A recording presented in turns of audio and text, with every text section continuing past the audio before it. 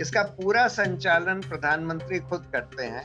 ये जो एक ट्रोल आर्मी जो बनाई गई, इमरजेंसी के दौरान भी ऐसा नहीं हुआ कि बिल्कुल कानून का राज खत्म हो गया। कब ऐसा हुआ है कि कंट्रोलर एंड ऑडिटर जनरल ने सरकार के कहने पर रफाल के सौदे के ऑडिट से प्राइसिंग डिटेल्स उड़ा दिए हों? पहले कभी नहीं हुआ।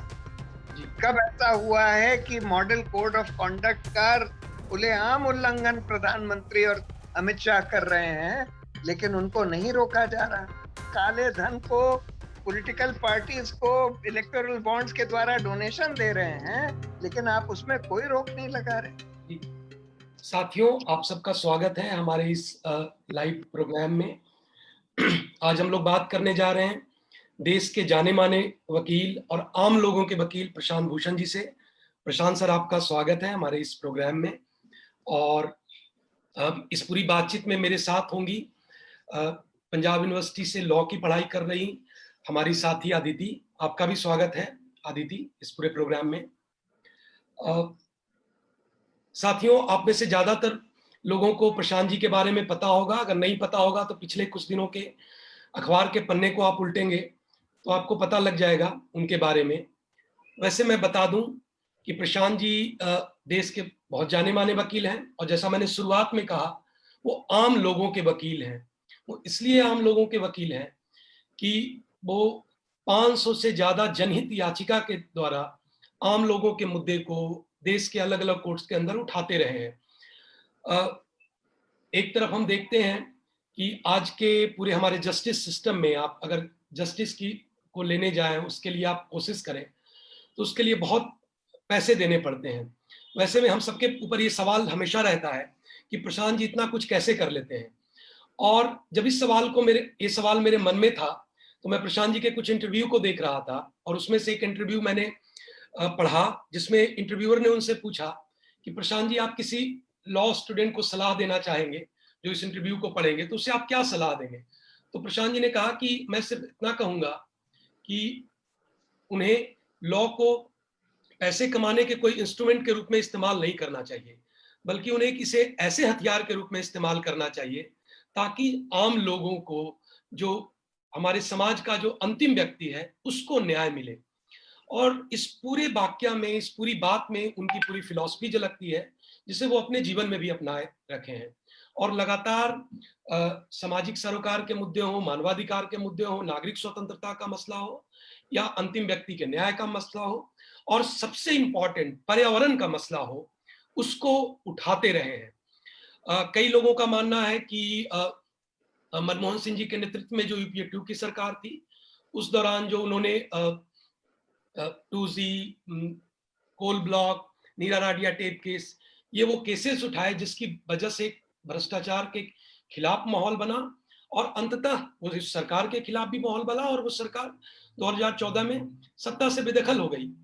लेकिन जब नई सरकार आई तो प्रशांत जी वहां भी चुप नहीं रहे। वहां चाहे वो सहारा बिरला डायरी का मसला हो, उसे वो उठाते रहे, कोर्ट में ले गए, और चाहे वो रफाल डील में भ्रष्टाचार का मामला हो, जब उन्हें लगा, उनके पास सबूत आए, तो उसको भी उन्होंने उठाया। और उन्होंने कहा कि इस पे तो एक इन्वेस्टिगेशन होना चाहिए, एक स्वतंत्र जांच होनी चाहिए। तो इस पूरी वाकया से आप देखेंगे कि सरकारें चाहे किसी की भी हो, चाहे वो बीजेपी की हो, कांग्रेस की हो, वो आम लोगों की बात, जन सरोकार की बात को हमेशा उठाते रहे हैं। और हमेशा जो सत्ता से बेदखल लोग होते हैं वो उनके हमेशा साथ में आके खड़े हो जाया करते हैं। इसके अलावा Prashant ji PUCL, centre for public interest litigation, campaign for judicial accountability and reform, CJAR के जैसी संस्थाओं से भी जुड़े रहे हैं। आप में से कई साथी उन्हें अन्ना आंदोलन के एक प्रमुख चेहरे के रूप में भी जानते होंगे। इतना ही नहीं, कई लोग आप में से उन्हें आम आदमी पार्टी के फाउंडिंग मेंबर के रूप में भी जानते होंगे। उस पूरे मूवमेंट के दौरान उनकी पूरी एक कोशिश थी एक नई राजनीतिक व्यवस्था को स्थापित करने की। मगर जब 2015 में पार्टी सत्ता में आई और सत्ता और सिद्धांतों में उन्हें चुनना था, तो उन्होंने एक बार फिर उस सिद्धांतों के ऊपर गए। तो ये प्रशांत जी के बारे में कुछ बातें थी जो मुझे लगा कि आप सबके सामने रखना चाहिए। तो वो मैंने आपके सामने रखा। एक पर्सनल बात उनके बारे में मैं बताना चाहूंगा कि जो ज्यादातर साथियों को नहीं पता होगा कि प्रशांत जी आईआईटी मद्रास के स्टूडेंट रहे, लेकिन उन्होंने बीच में ही पढ़ाई छोड़ दी, आईआईटी को छोड़ दिया और अपने दूसरे जो चीजों को परस्यू करना चाह रहे थे उसको वो करने चले गए, और बाद में उन्होंने लॉ की पढ़ाई की और वो फिर बाकी जो कुछ हुआ वो हम सबको पता है। साथियों, ये अगस्त का भी महीना है, हमने अभी आजादी का की सालगिरह मनाई, और आजादी के बाद हमारा जब संविधान मिला तो उस संविधान में हमारे कॉन्स्टिट्यूशनल मेकर ने, हमारे कॉन्स्टिट्यूशनल जो डिबेट करके जिन्होंने एक बेहतर रूल्स का बुक दिया, हमारे सामने दिया, उसमें उन्होंने हमें आम नागरिकों को कई मौलिक अधिकार दिए, लेकिन उस अधिकार के साथ साथ हमें कुछ ड्यूटी भी दी। उन्होंने कहा कि आपको कुछ कर्तव्य हैं जो आम नागरिकों को पालन करना चाहिए। और आप प्रशांत जी के पूरे इन काम को देखेंगे, पूरे उनके जीवन को देखेंगे, तो आप देखेंगे कि वो उसी संविधान में निहित वो जो ड्यूटी है, फंडामेंटल ड्यूटीज है, उसी का वो पालन कर रहे हैं, उसी को वो निभा रहे हैं। और ऐसा नहीं कि जब वो इसे निभा रहे हैं तो इसमें कोई दिक्कत नहीं आ रही है। मैं एक वाकया याद करना चाहूंगा कि प्रशांत जी जब बिहार के एक बहुत बड़े बाहुबली शहाबुद्दीन का केस लड़ते हैं, उसका बेल कैंसिल हो जाता है, तो उसके बेल कैंसिलेशन के लिए आवाज उठाते हैं और उसे सिवान के जेल से हटा करके दिल्ली के तिहाड़ में लाने की वकालत करते हैं। तो बीजेपी के बड़े नेता भी, जो बिहार के बड़े नेता हैं बीजेपी के, सुशील कुमार मोदी जी, वो उनका स्वागत करते हैं, अभी भी उनका ट्वीट मौजूद है। लेकिन वही प्रशांत भूषण जब इस सरकार के खिलाफ, इस सरकार के खिलाफ जो भ्रष्टाचार का मसला उठाते हैं और वो कहते हैं कि इस पे एक स्वतंत्र जांच होनी चाहिए, तो उन्हें एंटी नेशनल करार दे दिया जाता है। उन पे कई हमले होते हैं ट्रोल्स के थ्रू और तमाम तरीकों से। और ये वो पार्टी हमला करती है जिनके बड़े नेता अटल बिहारी वाजपेयी ने कहा था कि सरकारें आती जाती रहेंगी लेकिन ये देश रहना चाहिए। तो ये शायद उनके जो पार्टी के सदस्य हैं वो देश और उस सरकारों के ऊपर जो हमले हो रहे हैं उनमें फर्क करना नहीं जानते। तो प्रशांत जी, आपसे मैं ये सवाल करना चाहूंगा कि पिछले कुछ वर्षों से आप लगातार ये कहते रहे हैं कि ये सरकार जो है, मोदी सरकार, इनकी जो नीतियां रही है वो ये जो हमारा पूरा एक कॉन्स्टिट्यूशनल फ्रेमवर्क है, एक कॉन्स्टिट्यूशनल जो पूरी हमारी मशीनरी है, उसको कमजोर करने का काम कर रही है। और उस कमजोर करने की क्रम में आप कह रहे हैं कि वो अगर कमजोर हो जाएगा तो अल्टीमेटली वो पूरी हमारी डेमोक्रेसी है वो कमजोर हो जाएगी। तो एक इस बात को आप लगातार उठाते रहे हैं। दूसरी इंपॉर्टेंट बात जो मैंने आपकी बातचीत से नोट किया वो ये किया कि आप कहते रहे हैं कि देखो, हमने एक संविधान लिया और उस संविधान में सबकी वकालत करता है और ये देश सबका है, कई जाति भाषा धर्म के लोग यहाँ रहते हैं और उसे सामाजिक सौहार्द के साथ रहना चाहिए, वही हमारी डेस्टिनी है। तो आप ये भी कहते रहे कि ये सरकार अपने पॉलिटिकल फायदे के लिए वो जो पूरा सौहार्द है उसे पूरा खराब करने की काम कर रही है। और तीसरी इंपॉर्टेंट बात जो आप लगातार कहते रहे हैं, जो मैंने आपकी बातचीत से नोट किया है, वो ये सरकार की जो पूरी डेवलपमेंट की नीति है, उस पूरी नीति के में जो अंतिम व्यक्ति है, जो अंत्योदय का पूरा विचार है, वो पूरा गायब है और पर्यावरण का मसला तो कहीं आता ही नहीं है। तो मैं आपसे जानना चाहूंगा कि आप क्यों इन तीनों निष्कर्षों पे पहुंचे हैं। जी प्रशांत सर। थैंक यू मनीष, तुमने मेरे बारे में थोड़ा ज्यादा ही बोल दिया। जी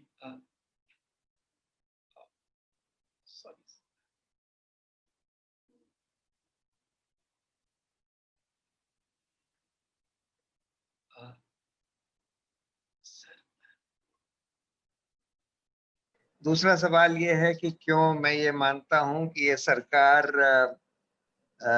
एक सांप्रदायिक और हिंदू राष्ट्र बनाना चाहती है और दूसरे सांप्रदाय के जो लोग हैं, खासकर मुस्लिम्स, उनको क्यों दबा रही है। जी। और तीसरा ये कि इस सरकार की जो आर्थिक नीतियां हैं या जो भी काम कर रही है, ये आम आदमी के क्यों खिलाफ है जी। और पर्यावरण के खिलाफ क्यों है। जी। तो पहला देखो, अगर आज हम ये देखें कि आज हमारा लोकतंत्र कहाँ खड़ा है, तो हमको ये मानना होगा कि आज लोकतंत्र जितना इमरजेंसी के समय खतरे में था, उससे ज्यादा खतरे में है। ये मैं क्यों कहता हूं? क्योंकि आज सिर्फ इमरजेंसी में तो ये था कि आपके मौलिक अधिकार, बहुत सारे लोगों को जेल में डाल दिया गया, और फ्रीडम ऑफ स्पीच यानी अभिव्यक्ति की आजादी पर एक तरह से रोक लगा दी गई, मीडिया सेंसरशिप कर दी गई। जी लेकिन इमरजेंसी के समय भी इस तरह का जो हम आज देख रहे हैं ना, कि कानून का राज जो खत्म होता जा रहा है, जो लोगों के ऊपर सड़कों पर लिंच मॉब्स के द्वारा हमले हो रहे हैं, खासकर मुस्लिम समाज के ऊपर, या जो लोग सरकार के खिलाफ बोलते हैं, हमले कई तरह से हो रहे हैं। उनके खिलाफ सेडिशन के केस चला दिए जाते हैं। जो जना सरकार के खिलाफ कुछ बोलता है, उसके खिलाफ सेडिशन के केस चला दिए जाते हैं। जो लोग सीए प्रोटेस्ट के खिलाफ खड़े हुए आए बाहर, जो कि बहुत ही लोकतांत्रिक तरीके से करे गए, सीए के खिलाफ जो प्रोटेस्ट हुए, क्योंकि बिल्कुल एक अनकॉन्स्टिट्यूशनल कानून लाया गया, डिस्क्रिमिनेटरी कानून लाया गया, जिसमें महिलाएं सामने आई, जिसमें हर जगह संविधान को पढ़ाया जा रहा था। उसमें भी हम देख रहे हैं कि दिल्ली पुलिस उन लोगों को टारगेट कर रही है और ये कह रही है कि उन्होंने दंगे कराने की साजिश करी। तो लिंच मॉब्स को खुली छूट दे दी गई है। लिंच मॉब्स जो हैं सड़कों पर भी हैं, सोशल मीडिया में भी हैं। जी जो जना सरकार के खिलाफ कुछ बोलता है या जो मुसलमान होते हैं, उनको ट्रोल किया जाता है, उनको खूब गाली दी जाती है, उनको धमकियां दी जाती हैं सोशल मीडिया पर। और अगर आप स्वाति चतुर्वेदी की किताब पढ़ें, आई एम अ ट्रोल, तो उसमें ये साफ दिखाई देता है, ये बीजेपी आईटी सेल के द्वारा संयोजित तरीके से किया जाता है, और उसके मुखिया प्रधानमंत्री खुद हैं, जो कि इन ट्रोल्स को अपने घर, पहली बात तो उनको फॉलो करते हैं, उन लोगों के संग फोटो खिंचवाते हैं, उनको प्रधानमंत्री के घर पर चाय पर बुलाते हैं, और वो लोग प्रधानमंत्री के साथ फोटो लेकर अपने फेसबुक पेज वगैरह पर लगा देते हैं कि proud to be followed by the prime minister etcetera. इसका पूरा संचालन प्रधानमंत्री खुद करते हैं, ये जो एक ट्रोल आर्मी जो बनाई गई। तो कानून का राज भी इस देश में से खत्म होता जा रहा है। इमरजेंसी के दौरान भी ऐसा नहीं हुआ कि बिल्कुल कानून का राज खत्म हो गया, और इमरजेंसी के दौरान भी जो हमारे लोकतांत्रिक संस्थान हैं, चाहे हम इलेक्शन कमीशन को ले लें, चाहे हम कंट्रोलर एंड ऑडिटर जनरल को ले लें, चाहे हम ये सारी इन्वेस्टिगेटिंग एजेंसीज को ले लें, ईडी, ये सीबीआई, एनआईए, पुलिस, इन सब पर जिस तरह का हमला, और खासकर न्यायपालिका पर, जी न्यायपालिका पर जिस तरह का हमला हुआ है, न्यायपालिका और इन सारे संस्थाओं के ऊपर, ऐसा कभी नहीं हुआ। कब ऐसा हुआ है कि कंट्रोलर एंड ऑडिटर जनरल ने सरकार के कहने पर रफाल के सौदे के ऑडिट से प्राइसिंग डिटेल्स उड़ा दिए हों? पहले कभी नहीं हुआ। कब ऐसा हुआ है कि ऑफसेट कॉन्ट्रैक्ट्स जो रफाल के थे, वो पूरा सीएजी के ऑडिट से ही हटा दिया गया हो, जबकि काफी उसका ऑडिट हो चुका था, जब उसमें बहुत सारे घपले निकले, और तो सरकार के कहने पर उसको हटा दिया गया।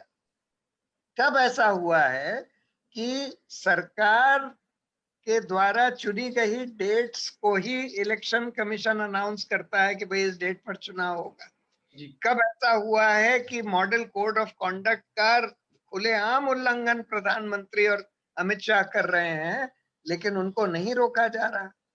कब ऐसा हुआ है कि एनफोर्समेंट डायरेक्टरेट द्वारा इस तरह की चीजें हो रही हो कि रिया चौधरी को आप नोटिस दे रहे हो क्योंकि सुशांत सिंह राजपूत का इस तरह से?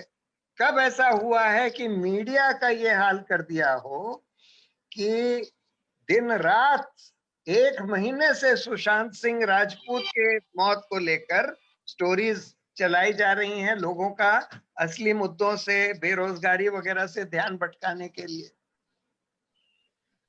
तो और जो इंडिपेंडेंट मीडिया जो बचा है, एनडीटीवी वगैरह, उनके खिलाफ एनफोर्समेंट डायरेक्टरेट वगैरह को लगा दिया हो।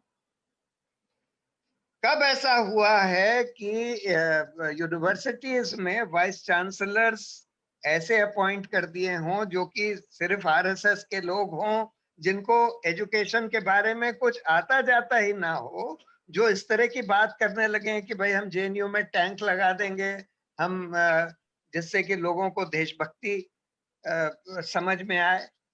और जो लोग अपनी यूनिवर्सिटीज पर ही हमला होता हुआ देख रहे हैं कि गुंडे आ गए जेएनयू के अंदर और गुंडों ने वहां पर जाके टीचर्स और स्टूडेंट्स को पीट दिया, पुलिस के संरक्षण में आए, लेकिन वाइस चांसलर कुछ करता ही नहीं है। सब तो हर तरह से लोकतंत्र का हनन हुआ है, अभिव्यक्ति की आजादी पर हमला हुआ है, बहुत जबरदस्त हमला हुआ है, जो कि इमरजेंसी के दौरान भी ऐसा जबरदस्त हमला लोकतंत्र के ऊपर नहीं हुआ। फिर तुमने पूछा सांप्रदायिकता। कब ऐसा हमने देखा कि व्हाट्सएप के द्वारा, इसीलिए व्हाट्सएप यूनिवर्सिटी कहा जाता है, व्हाट्सएप के द्वारा ऐसा हेट फैलाया गया, ऐसी झूठी झूठी खबरें मुसलमानों के खिलाफ, फैब्रिकेटेड वीडियोस वगैरह चलाए गए, और मेन स्ट्रीम मीडिया में भी दिन रात हिंदू मुस्लिम और मुस्लिम्स के खिलाफ नफरत फैलाने का पूरा अभियान चलाया जा रहा है। ऐसा तो कब ऐसा हुआ है कि देश का प्रधानमंत्री एक मंदिर के इनॉग्रेशन के फंक्शन में उसके फाउंडेशन स्टोन में चला गया? एक सेकुलर देश में तो ये होना ही नहीं चाहिए, हो ही नहीं सकता, सरकार इस तरह का काम कर ही नहीं सकती। लेकिन अनफॉर्चुनेटली ये सब हो रहा है, और सुप्रीम कोर्ट और जो जिसका काम है इन सब चीजों को रोकना, ये सब लोकतंत्र के हनन को रोकना, अब लोकतांत्रिक संस्थाओं की रक्षा करना, वो नहीं हो रही। कई साल से हम ये देख रहे हैं। तो इसलिए पूरा हिंदू राष्ट्र बनाने का अभियान चलाया जा रहा है, लोगों को मुसलमानों के खिलाफ भड़काया जा रहा है, नफरत फैलाई जा रही है, और ये सरकार और उसके सारे तंत्र और जो मीडिया जिसको कैप्चर कर लिया है उसके द्वारा करा जा रहा है। अब तीसरा सवाल तुमने ये पूछा कि जो आर्थिक नीतियां, जी, आर्थिक नीतियों में तो अब देखिए, ये कोविड के दौरान, लॉकडाउन के दौरान ऑर्डिनेंस से सारे लेबर प्रोटेक्शन लॉज को खत्म करने की इन्होंने पूरी कोशिश करी कि सारा लेबर प्रोटेक्शन खत्म हो जाए। लॉकडाउन की वजह से करोड़ों लोगों की नौकरियां खत्म हो गई, माइग्रेंट वर्कर्स बेरोजगार हो गए। कोई नीति नहीं बनाई गई कि उनको कोई कम से कम मिनिमम वेज मिल सके। अरे भाई, राइट टू एम्प्लॉयमेंट कायदे से एक फंडामेंटल राइट होना चाहिए। डिजास्टर मैनेजमेंट एक्ट ये कहता है कि आपको डिजास्टर के लिए, ये तो एक ऐसी आपदा थी जिसमें आपने पूरे देश में लॉकडाउन कर दिया, उसके लिए आपको एक नेशनल प्लान बनाने की जरूरत थी, कोई नहीं बनाया गया। सरकार ने प्रधानमंत्री ने खुद जैसे नोटबंदी तय करी, वैसे ही अपने आप अकेले ये तय कर लिया कि हम पूरे देश में लॉकडाउन कर देंगे। उससे एक दिन पहले सारे चीफ सेक्रेटरीज की मीटिंग हुई होम सेक्रेटरी से, उन लोगों ने तय किया कि नहीं, जिन डिस्ट्रिक्ट्स में ये फैला है वहीं पर लॉकडाउन होना चाहिए। लेकिन उसी दिन रात में आके प्रधानमंत्री ने अनाउंस कर दिया कि पूरे देश में लॉकडाउन होगा। कोई एक्सपर्ट्स को कंसल्ट नहीं किया गया, एक्सपर्ट ग्रुप जो बनाया उसकी मीटिंग तक नहीं हुई, उससे पहले ही प्रधानमंत्री ने खुद अनाउंस कर दिया कि हम लॉकडाउन करेंगे। डिजास्टर मैनेजमेंट एक्ट में जो मिनिमम स्टैंडर्ड ऑफ रिलीफ आपको ले डाउन करना था कि भाई ये लोग जो बेरोजगार हो जाएंगे उनको वो क्या करेंगे, कहां से खाएंगे, कहां से अपने बच्चों के लिए कुछ कर पाएंगे, अपनी फैमिली के लिए कुछ कर पाएंगे, उनको कुछ तो न्यूनतम पैसा देना चाहिए था। उसके लिए कुछ नहीं ले डाउन किया गया, कुछ दिया भी नहीं गया। और सब कुछ बड़े बड़े उद्योगपतियों के लिए करा जा रहा है। 10 लाख करोड़ से ज्यादा हमारे बैंकों का पैसा मालिया, नीरव मोदी, मेहुल चौकसी वगैरह लेकर भाग गए, 10 लाख करोड़ से ज्यादा। और उन लोगों को पकड़ने का बस एक ढोंग रचा जा रहा है। सबको भगा दिया गया हिंदुस्तान से। जब रघुराम राजन ने बोला कि ये बड़े बड़े मोटे मोटे उद्योगपति इस देश के बैंकों का हमारा पैसा लेकर भागने वाले हैं, उस चिट्ठी को दबा दिया गया, कोई एक्शन नहीं लिया गया, उनको भगा दिया गया, देश से फरार कर दिया गया। सारी पॉलिसीज अदानी अंबानी के हक में बनाई जा रही हैं और देश के आम लोगों को लूटा जा रहा है। हमारे इलेक्शंस में हम जानते हैं कि भाई पैसे का बोलबाला है। जिनके पास पैसे होते हैं वही खूब एडवर्टाइज कर लेते हैं, अपना खूब दिखा लेते हैं। पिछले इलेक्शन में ये कहा जाता है कि भाजपा ने 50,000 करोड़ रुपए, 50,000 करोड़ खर्च किए पिछले लोकसभा चुनाव में। पैसे का की अहमियत कम करनी थी चुनाव में। उसके लिए जब इन्होंने नोटबंदी करी थी तो बोला था कि भाई हम नोटबंदी इसलिए कर रहे हैं कि कैशलेस इकोनॉमी हो जाए। अरे भाई, आम आदमी को तो आप कैशलेस नहीं कर सकते कि भाई वो सब कुछ बैंक के थ्रू करे, लेकिन पॉलिटिकल पार्टियों को और कैंडिडेट्स को तो कर सकते हैं। आप कानून बना सकते थे कि भाई उनको कैशलेस कर दीजिए, कि कानून बना दीजिए कि वो कोई पैसा अगर खर्च करें या पैसा लें तो सिर्फ बैंक के थ्रू हो।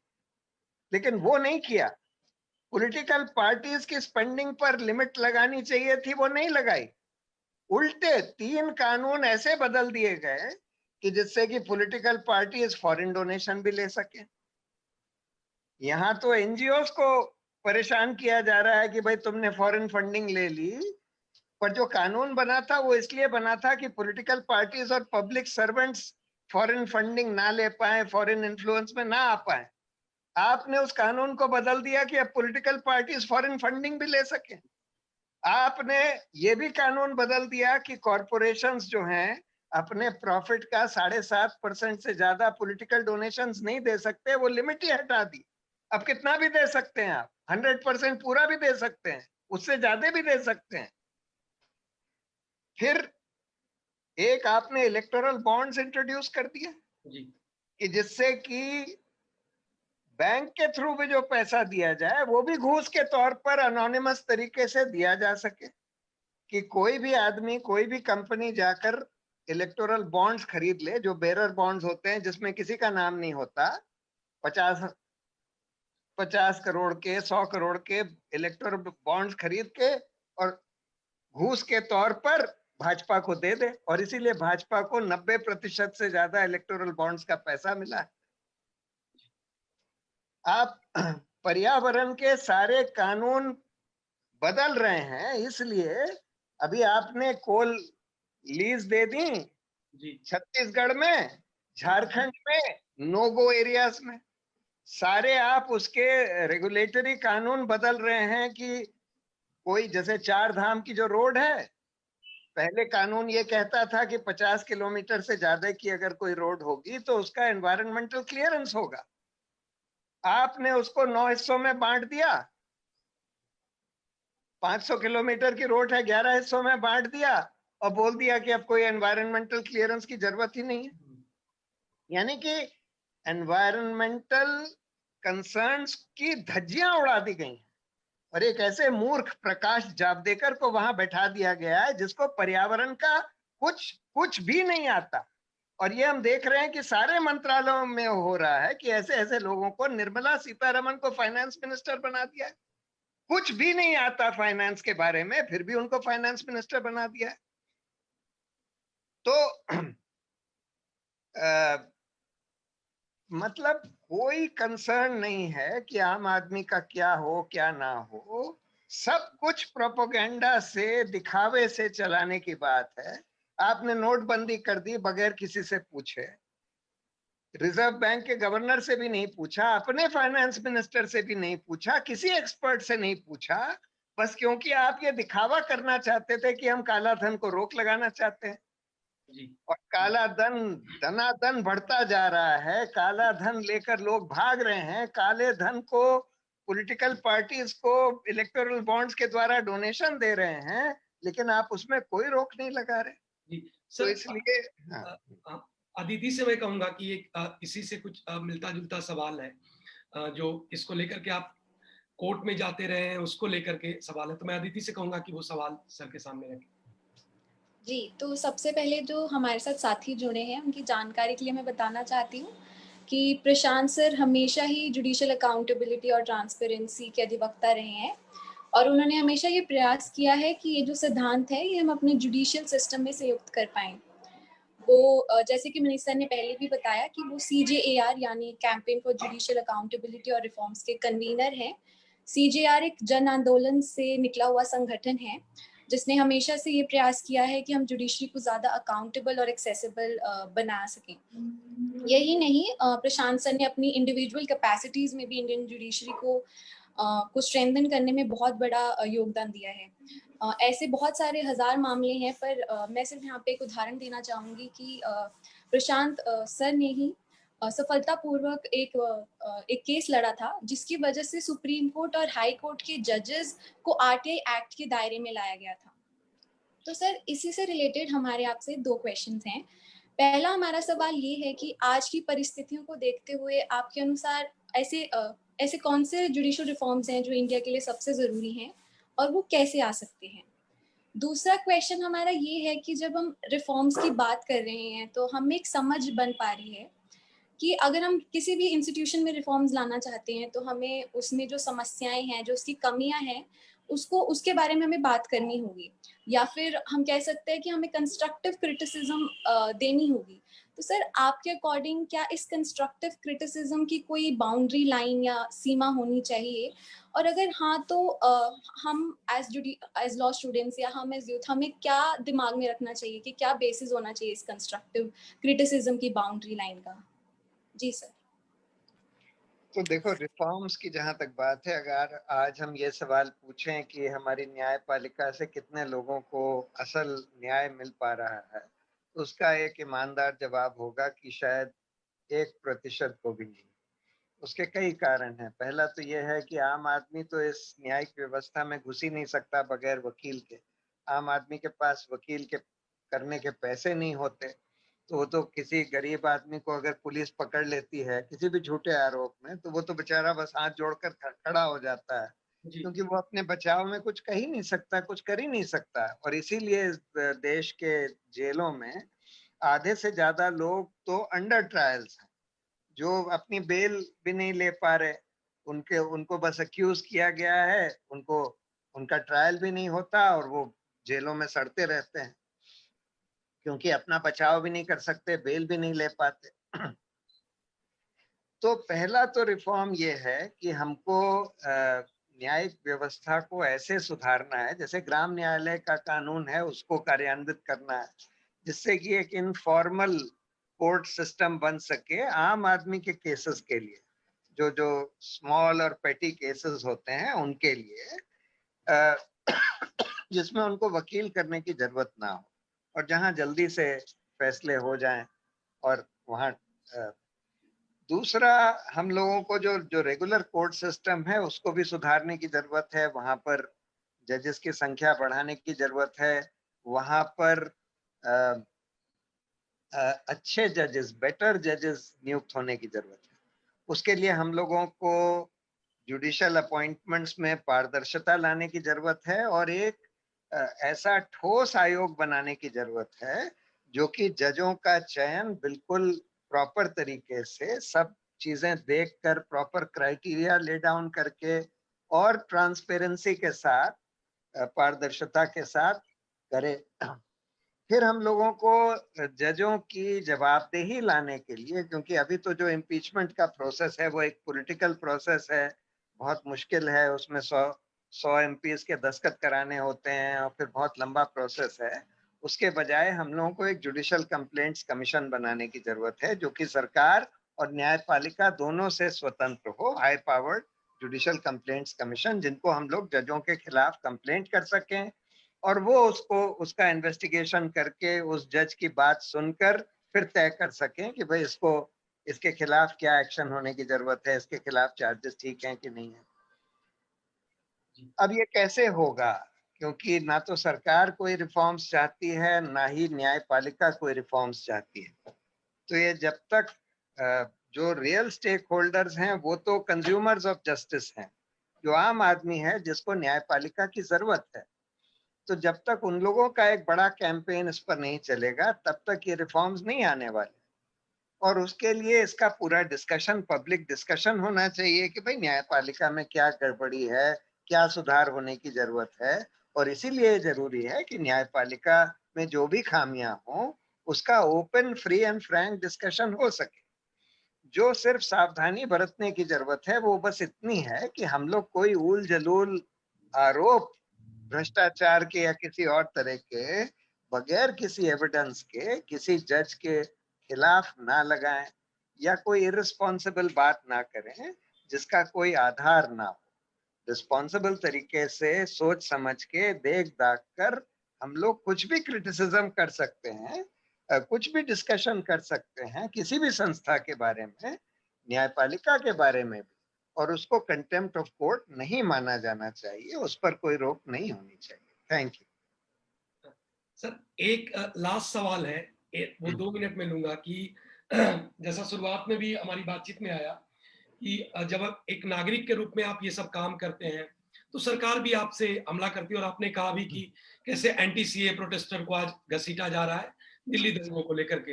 हमारे साथी अनुपम है, अमित है, उन सबको बुला करके पूछताछ किया जा रहा है, जबकि उनकी सारी बातचीत पब्लिक डोमेन में रही है।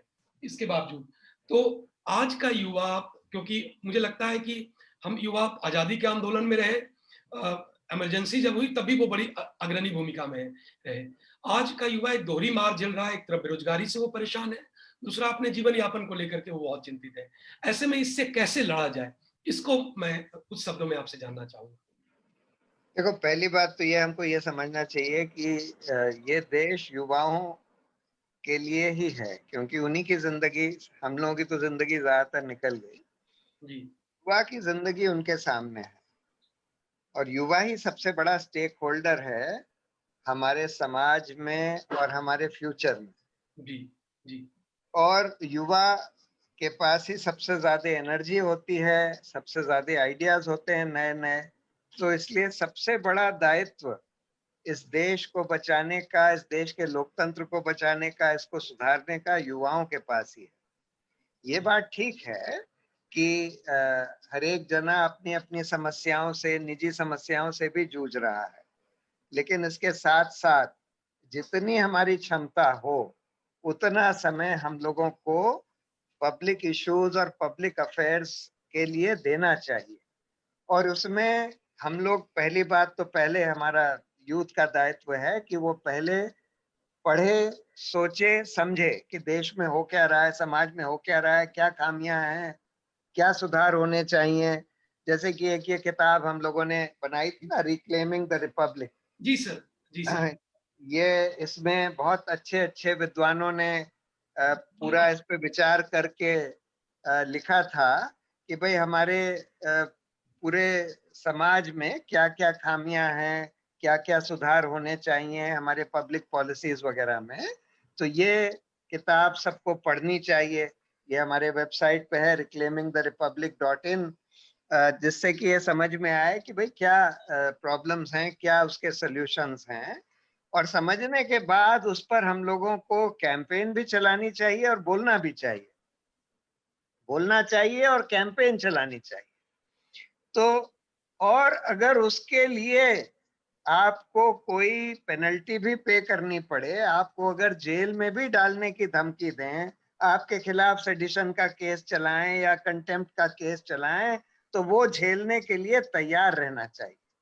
जब तक हम एक युवाओं का एक ऐसा वो नहीं बनाते दल जो कि जेल में जाने से डरे नहीं। गांधी जी ने यही बोला था जी कि भाई जिस दिन जेल जाने का डर खत्म हो जाएगा, उस दिन आप आजाद हो जाएंगे।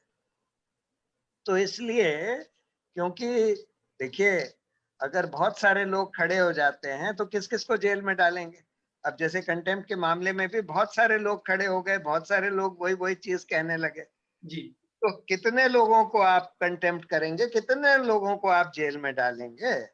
जैसे वो आजादी के समय लोग कहते थे ना कि सरफरोशी की तमन्ना अब हमारे दिल में है, देखना है जोर कितना बाजुए का दिल में।